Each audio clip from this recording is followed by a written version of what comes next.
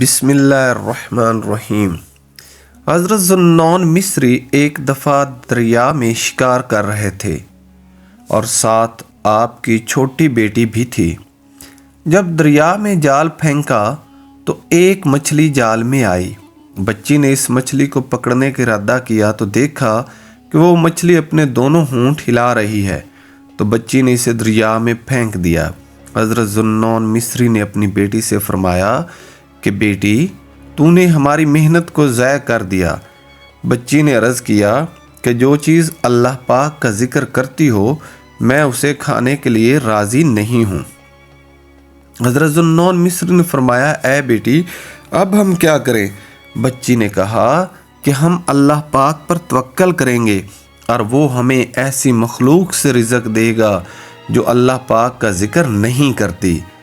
چنانچہ آپ نے شکار چھوڑ دیا اور دونوں باپ بیٹی شام تک اللہ پر توکل کر کے ٹھہرے رہے۔ شام تک ان کے پاس کوئی چیز نہ آئی۔ جب عشاء کا وقت ہوا تو ان دونوں پر اللہ تعالیٰ نے آسمان سے دسترخوان اتارا۔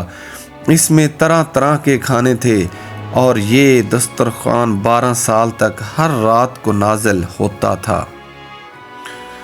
حضرت ذوالنون مصری نے گمان کیا کہ یہ دسترخوان میری عبادت، نماز، روزہ اور فرما برداری کی وجہ سے نازل ہوتا ہے۔ جب آپ کی بیٹی فوت ہو گئی تو وہ دسترخوان نازل ہونا بند ہو گیا۔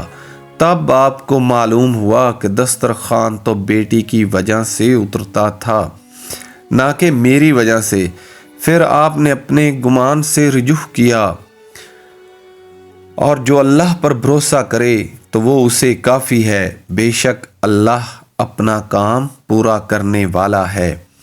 اللہ پاک ہمیں بھی توکل کرنے کی توفیق عطا فرمائے۔ آمین بجاہ نبی الکریم۔